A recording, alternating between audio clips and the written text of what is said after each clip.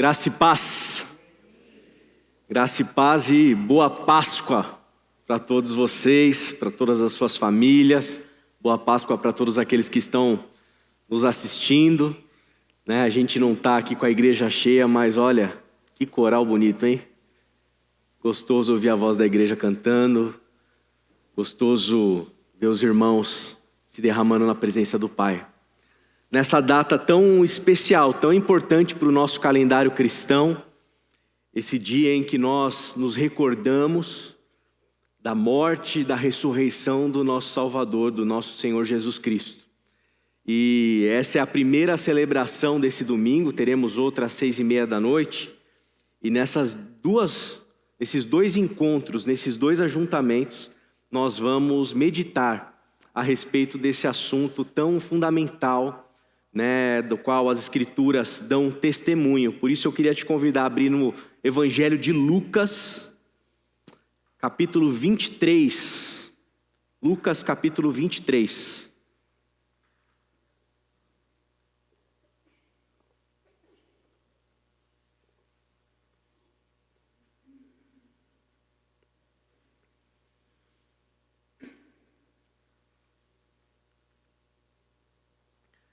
Lucas capítulo 23, nós vamos ler a partir do verso 44.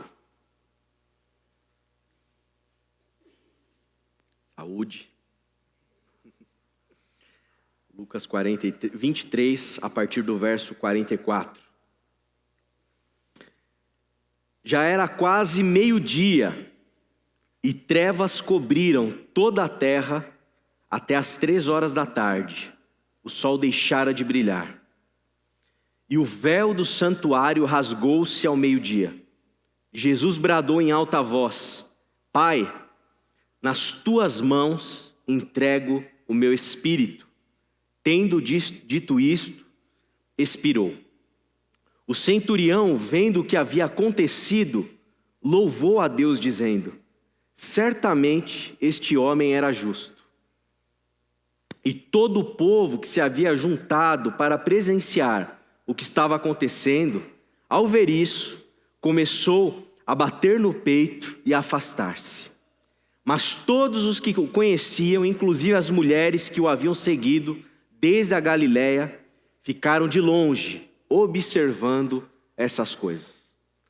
Quero convidá-los mais uma vez nessa manhã a orarmos. Pai amado, estamos diante do Evangelho, diante dessa descrição aqui, Pai amado, do final. E pedimos, Pai amado, que nessa manhã o Senhor nos ilumine, para que a gente entenda as Escrituras e, para além de entendermos a letra, possamos compreender, discernir o significado espiritual da Páscoa para as nossas vidas. Pedimos, Pai amado, que mais do que compreender a descrição bíblica, possamos assimilar na nossa alma, no nosso interior, tudo aquilo que aqui está escrito representa no profundo.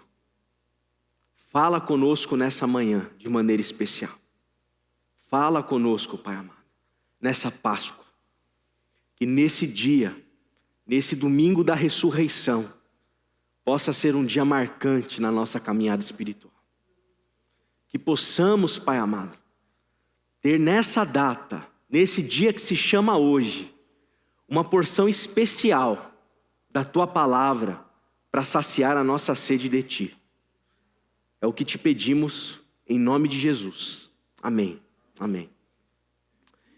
Existem duas histórias e dois atos históricos fundamentais para nós entendermos a Páscoa, inclusive a nossa Páscoa cristã. O primeiro aspecto histórico é a questão da libertação do povo hebreu do Egito. Se a gente não compreender, se a gente não entender, se a gente não estudar, se nós não lermos, não conhecermos a respeito da saída do povo hebreu do Egito, naquele momento em que o povo hebreu era escravos, naquele momento em que o povo hebreu estava debaixo do jugo de Faraó, oprimidos, clamando por libertação, clamando para que eles pudessem ser livres, clamando a Deus para que eles pudessem ser protagonistas da sua história, em outras palavras, poderem sonhar, poderem viverem, poderem pensar e viverem de uma maneira livres, libertos daquele jugo opressor, daquela nação que os escravizava. Se nós não compreendermos esse ato de Deus na história, que liberta o seu povo concretamente do Egito e os leva para uma nova terra, a gente não consegue entender o significado da Páscoa. Nós não conseguiremos entender o significado da Páscoa, que é representada aqui dentro da tradição cristã pela morte e pela ressurreição do nosso Senhor Jesus Cristo. Então, esse é um primeiro evento histórico fundamental, a libertação do povo hebreu do jugo de Faraó. Segundo, a gente não pode deixar para compreender a Páscoa, deixar de entender outro evento histórico, que é a morte e ressurreição do nosso Senhor Jesus Cristo. Compreendermos e lermos, estudarmos, relembrarmos num domingo como esse, né? E muitos outros também, mas em especial nesse domingo, textos como esse que nós lemos, né? Mas não somente esse, todas as descrições do Evangelho, de Jesus de Nazaré, sendo condenado a pior tipo de pena de morte que existia na época, a crucificação. Lermos, entendermos, estudarmos a respeito do Cristo, de Jesus de Nazaré, aquele que vai para o madeiro, aquele cujos soldados romanos vão tirar sarro da cara dele, vão sortear suas roupas, vão de maneira irônica colocar uma coroa de espinhos. Você não é o rei dos judeus? Você não está se proclamando rei? Então está aqui a coroa para você, ó, coroa de espinhos. Se nós não nos atentarmos nessas páginas e observarmos o sangue, a tortura, a maldade para com o inocente, se nós não olharmos, não nos depararmos com essa cena, com esse ato histórico, a gente não consegue compreender a Páscoa. Nós não conseguimos compreender a Páscoa. Agora, nessa manhã, eu gostaria de compartilhar com os irmãos algo mais profundo do que os aspectos históricos. Algo que está para além da historicidade desses dois eventos. Algo que vai ser determinante para a sua caminhada espiritual. Ou melhor, o sentido espiritual da Páscoa vai ser determinante para a nossa peregrinação espiritual. Porque quando a gente se depara com os eventos históricos, nós aprendemos muitas lições. Muitas lições. Por exemplo, nós aprendemos que nós vivemos num mundo cheio de faraós. Num mundo cheio de faraós. Existia o faraó Ramsés II, lá atrás, nas narrativas do Êxodo, mas também existiam os Pilatos, do primeiro século. E da mesma forma como existia Faraó, existia Pilatos, existiram muitos e ainda existem líderes autoritários, tipos de modelo ditatoriais, em que colocam muitos povos debaixo de jugo de opressão. Esse é o mundo em que a gente vive. Esse é o mundo real. Esse é o lado que essas histórias bíblicas, elas nos apresentam. Um mundo de crueldade, um mundo de escravidão, um mundo em que uma nação inteira, um povo inteiro, é massa de manobra, é massa de um faraó para poder fazer com que o seu sistema econômico gire, para que ele fature, para que a nação egípcia ganhe dinheiro às custas do povo de Deus. E igualmente, a maldade de um sistema perverso que faz com que o imperador romano, na verdade não o imperador romano, né, mas um dos seus subalternos ali, Pilatos, Pôncio Pilatos, lave as suas mãos diante de uma decisão popular para soltar o culpado e assassinar e matar o inocente. Barrabás, Barrabás. Não é isso que a gente escuta o povo gritando? Uma artimanha de religiosos de maneira muito promíscua junto do Império Romano, entregando a cabeça do inocente para experimentar uma morte de gente maldita, para morrer uma morte maldita, para experimentar na carne toda a dor da tortura. Então, esse é um aspecto que a gente aprende com essas características históricas desses eventos. Porque o mundo injusto é um mundo que crucifica inocentes. E no caso aqui, a gente precisa entender isso, que historicamente, quando a gente analisa o contexto, especialmente a que eu me refiro à crucificação de Cristo, a gente não está falando de alguém tão somente que é bonzinho e que vai para a cruz morrer. Ninguém que é bonzinho somente morre na cruz.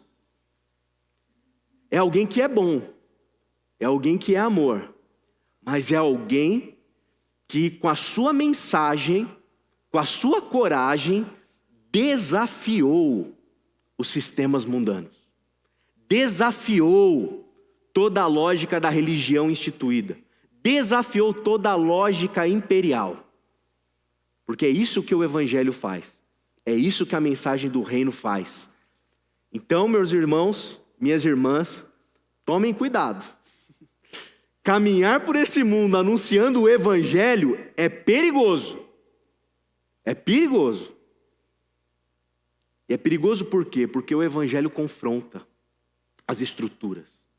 O Evangelho incomoda os césares. O Evangelho incomoda os religiosos. O Evangelho incomoda aqueles que têm poder.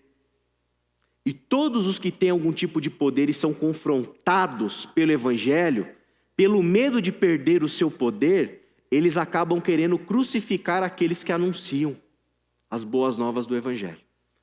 E não à toa Jesus, bem como os profetas, foram perseguidos e mortos.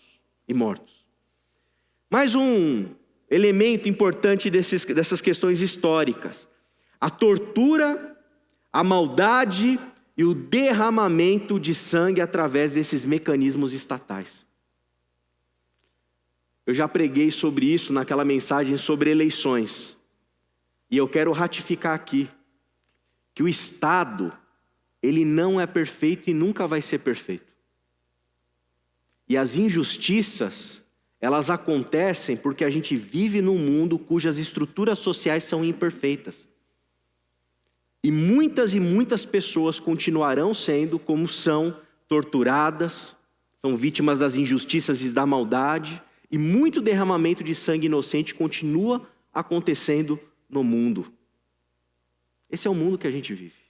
Esse é o mundo que a gente vive. Por fim, essas narrativas, elas ensinam para a gente que o mundo é mau. O mundo é mau. Jesus Cristo morreu numa cena triste, lamentável de crucificação. Agora, para além da questão da crucificação, meu irmão e minha irmã, existe a cruz. A cruz. E a cruz, ela não é simplesmente um ato histórico. Ela não é simplesmente um ato histórico. Se a gente reparar, inclusive, nos textos paulinos, você vai reparar que Paulo, ele não investe praticamente nenhum momento para ficar descrevendo a cena da crucificação. Vocês já repararam nisso? Paulo não investe nenhum tempo, nenhuma letra, descrevendo a história da crucificação. A história da crucificação a gente lê nos evangelhos, não em Paulo. Porque Paulo, ele ressalta nos seus textos a cruz, não a crucificação. Não a crucificação. E é sobre isso que eu queria falar com você nessa manhã. Eu queria te convidar a abrir lá em 1 de Pedro 1, 18 a 21.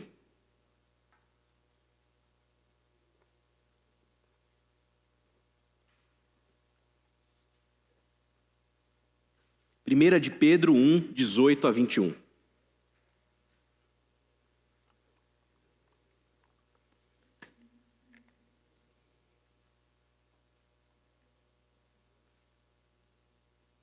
Olha o que Pedro fala. Pois vocês sabem que não foi por meio de coisas perecíveis como prata e ouro que vocês foram redimidos da sua maneira vazia de viver, transmitida por seus antepassados, mas pelo precioso sangue de Cristo, como de um cordeiro sem mancha e sem defeito. Agora prestem atenção. Conhecido antes da criação do mundo. Conhecido antes da criação do mundo, revelado nestes últimos tempos em favor de vocês. Por meio dele, vocês creem em Deus, que o ressuscitou dentre os mortos e o glorificou, de modo que a fé e a esperança de vocês estão em Deus. Glória a Deus! É para comemorar mesmo. Porque esse cordeiro, olha só, ele é um cordeiro, em outras palavras, Jesus Cristo é alguém conhecido antes da criação do mundo. Antes do mundo ser o que é, antes do mundo existir, Cristo é. Cristo já estava lá na eternidade, antes do mundo. Apocalipse 13, 8. Apocalipse 13, 8. Mais um texto que vai mostrar para a gente essa realidade. Aqui João, ele fala que todos os habitantes da terra adorarão a besta, a saber, todos aqueles que não tiveram seus nomes escritos no livro da vida. No livro da vida do Cordeiro, que foi morto desde a criação do mundo. Um cordeiro que foi morto desde a criação do mundo. Ora, não sei se vocês estão percebendo a distinção que eu quero fazer entre crucificação e cruz. A crucificação é um ato histórico que aconteceu lá no primeiro século, em meados do ano 30, 33, por aí.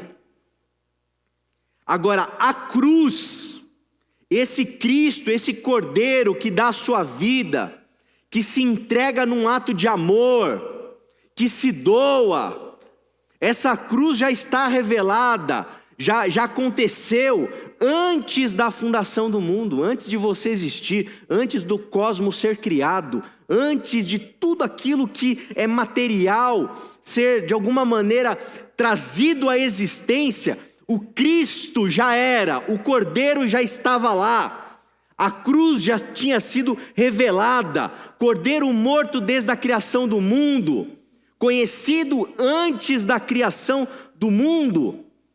Portanto, o Cristo da cruz nos revela algo além da crucificação.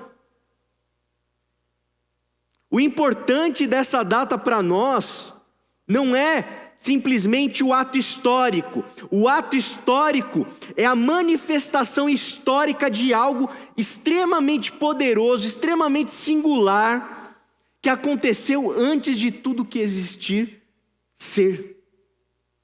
Antes de tudo, antes de você ter nascido, antes da terra ter sido criada. E aí a gente vai para alguns textos importantes que mostram para a gente um pouquinho desse mistério. Atos 17, 28. Abra lá em Atos 17, 28. Vamos passear em alguns textos aí que vão fazer com que a gente tente, de alguma maneira, entender aquilo que é dificílimo de captar. Atos 17, 28. Só o primeiro trecho. Pois nele vivemos, nos movemos e existimos. Em Cristo, nesse Cordeiro morto antes da fundação do mundo, é somente nele que a vida é possível. É somente no Cristo que a gente pode viver. É somente no Cristo que a gente pode se mover. É somente no Cristo que a gente pode existir. É somente nele. E isso não passou a acontecer simplesmente na hora da crucificação adiante. A vida humana, desde sempre, ela existe em Cristo Jesus. Ela só é possível em Cristo Jesus. Colossenses 1, de 15 a 20, agora vamos para Paulo. Colossenses 1, de 15 a 20.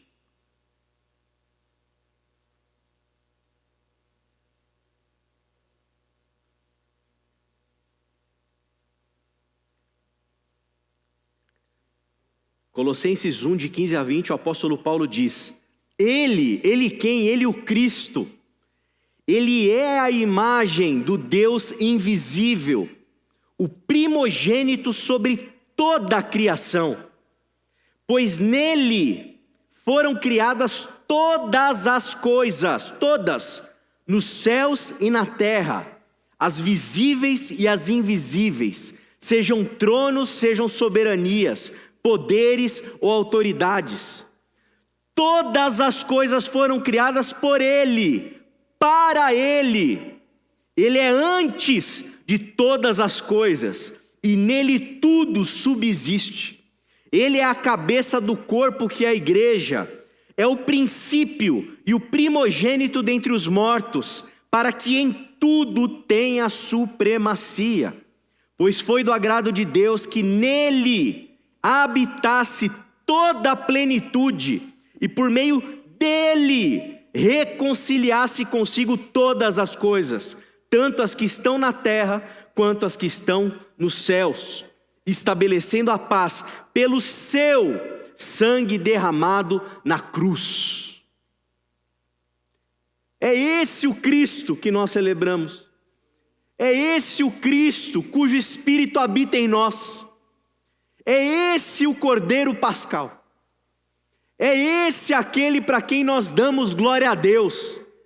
É a esse a quem nós somos gratos pela libertação, pelo amor, pela graça, pela misericórdia. É a Ele a quem nós somos gratos pela esperança que nós temos de vida. É a Ele que nós somos gratos, inclusive, pela vida. Porque se nós respiramos, se nós existimos, se nós nos movemos, é por causa dele, é porque tudo está sendo sustentado nele. É por ele, é para ele, é tudo sobre ele. E não dá para reduzir isso a um evento histórico. O evento histórico é a exterioridade. Agora existe a profundidade. O universo inteiro só existe porque existiu lá na eternidade um Cordeiro de Deus santo, imaculado, que em sua soberania, em sua autodeterminação, por sua própria decisão, disse: haja luz, haja vida, haja existência. Esse é o Cordeiro a quem nós adoramos nessa manhã. Esse é o Cordeiro que abre uma janela de oportunidade para a gente poder sorrir. Esse é o Cordeiro de Deus que abre uma janela de oportunidade para a gente poder ser livre, libertos do jugo opressor de Faraó, de Pôncio Pilatos, dos religiosos, dos Césares, seja de quem for, nós somos livres. Livres. Eu fico impressionado com uma cena. Não sei se vocês assistiram todos, aquele filme muito conhecido, um filme maravilhoso, A Lista de Schindler. A Lista de Schindler. E tem uma cena que é a cena que me quebra naquele filme. É quando os judeus ali estão num campo de concentração e eles têm a oportunidade ali de fazer uma das suas cerimônias judaicas. Shabat. Eles têm a oportunidade e eles conseguem ali os elementos, eles se organizam, se preparam e dentro daquele contexto eles podem fazer a sua celebração. O que faz alguém que está num campo de concentração se sentir livre para celebrar a sua fé? Porque o campo de concentração, concordam? Exteriormente, aquilo é morte. exteriormente aquilo não é vida, aquilo é tormenta, aquilo é tortura, aquilo é sangue, aquilo é crucificação. Agora, a liberdade daqueles que creem que Deus é o libertador,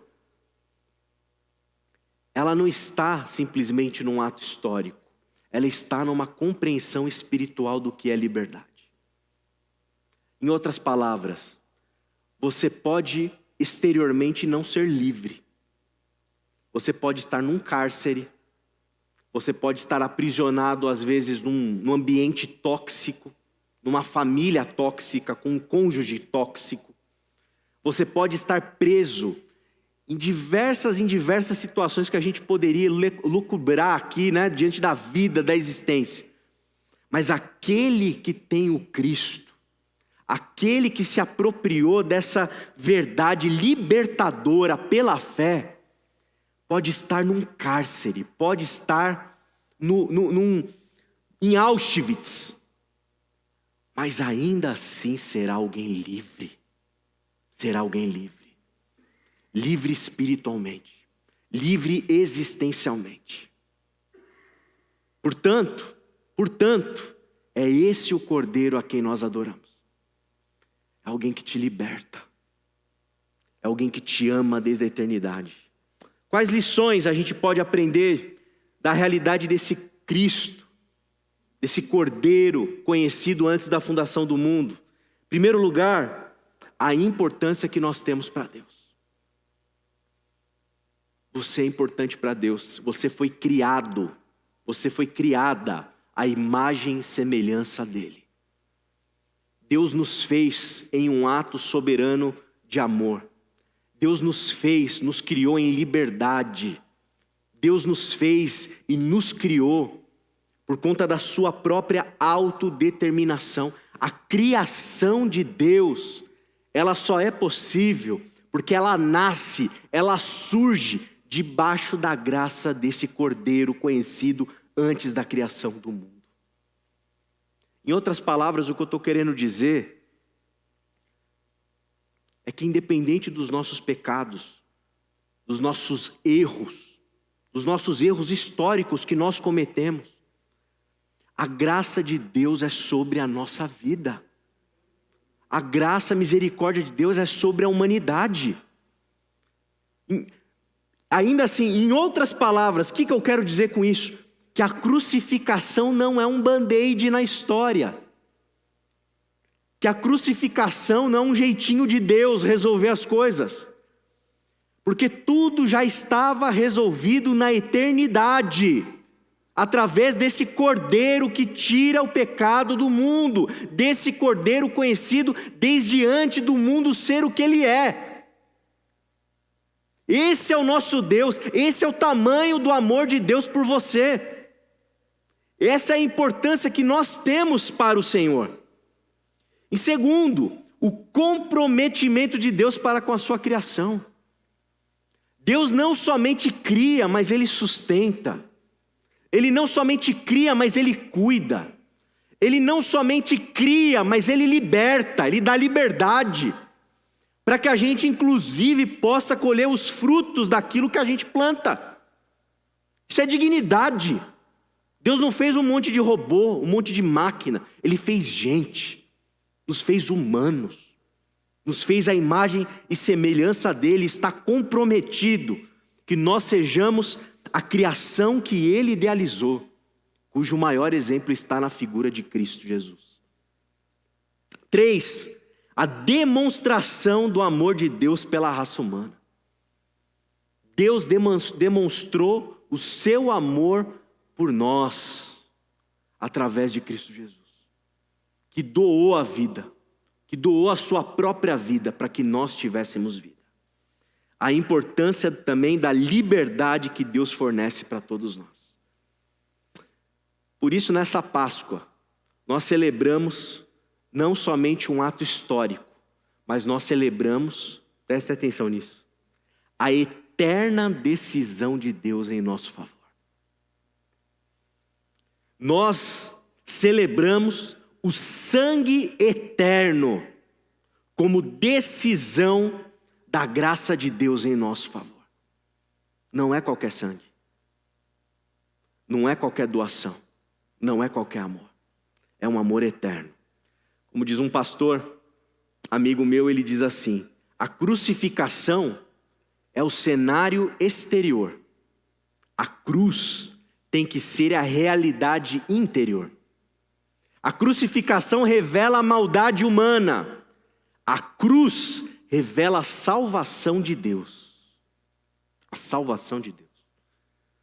Nessa Páscoa, que você possa se juntar à sua família, possa partilhar com seus filhos, possa partilhar essas histórias, sabendo que existe, para além da historicidade, uma compreensão espiritual. Uma compreensão espiritual de que nós somos amados de Deus desde a eternidade. Partilha isso com seus filhos. Partilha isso com seus amigos. Partilha isso na sua casa. Segundo, que possamos celebrar a liberdade de Deus concedida na cruz do Calvário. Ou melhor, na cruz, na eternidade. Celebre a liberdade que Deus te deu. Viva a liberdade que Deus te deu. Faça bom uso da liberdade que Deus te deu. Por fim, que possamos nos alegrar que há graça, há amor e há misericórdia na cruz desde a eternidade. Páscoa é sobre isso. Páscoa é sobre isso. Que a gente possa se alegrar muito, meu irmão e minha irmã.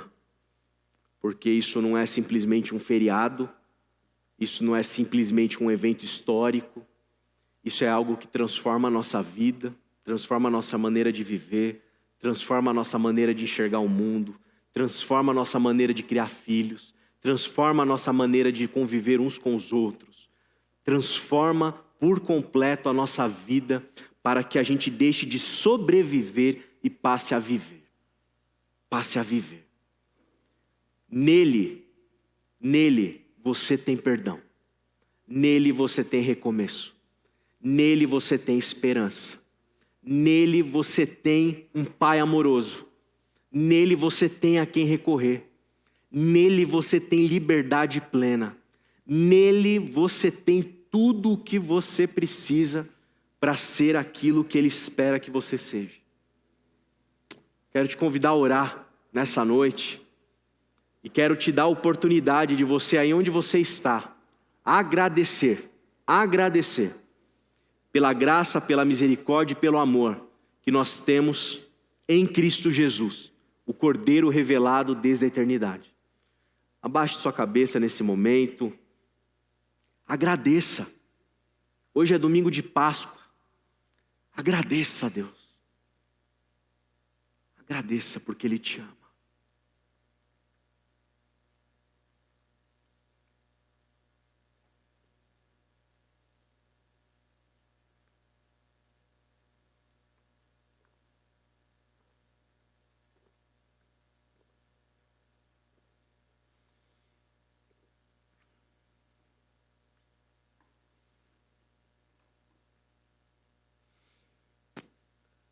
Pai de amor,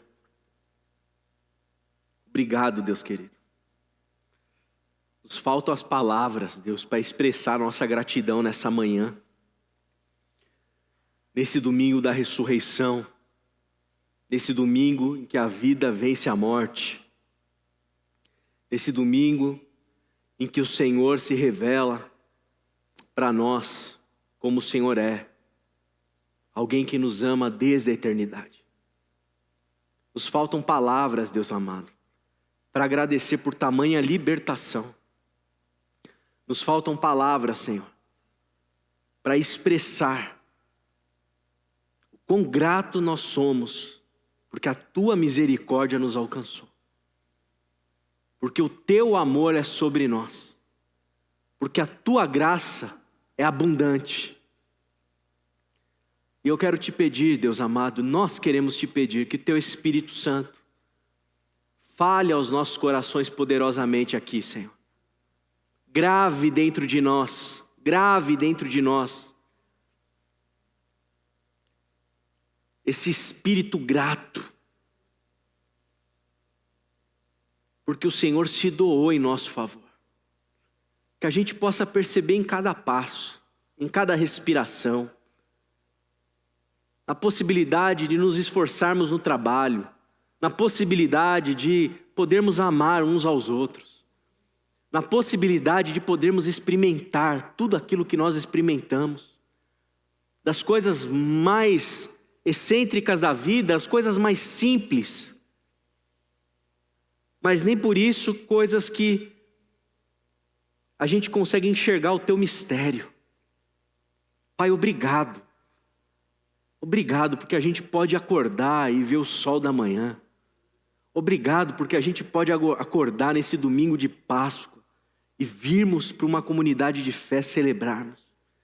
Obrigado porque nós podemos cantar, nós podemos orar, nós podemos falar na precariedade de cada palavra nossa. Que o Senhor é bom, que o Senhor é bom. Ó Deus amado, que o mistério dessa revelação aqui proferida nessa manhã venha fazer diferença em nós. Venha fazer diferença em nós. Obrigado, Pai. Obrigado pela tua morte, pela tua ressurreição. Obrigado, Pai amado, por ter se submetido àquela crucificação. Mas obrigado, Pai, pela cruz na eternidade. Porque ali, desde ali, o Senhor já nos amava. E se nós podemos amar é porque o Senhor nos amou primeiro. E o Senhor nos amou primeiro antes de nós existirmos. Muito obrigado, Pai, por ter nos visto, ter nos encontrado no teu amor lá na eternidade. Obrigado por ter me visto na eternidade, Pai. Obrigado, Deus, muito obrigado. Te damos graças por esse dia, pedimos que o Senhor permaneça conosco, que possamos continuar meditando nessa grande libertação que nós temos em Ti. Nós oramos gratos ao Senhor em nome de Jesus. Amém, amém e amém. Que Deus abençoe a vida de cada um de vocês.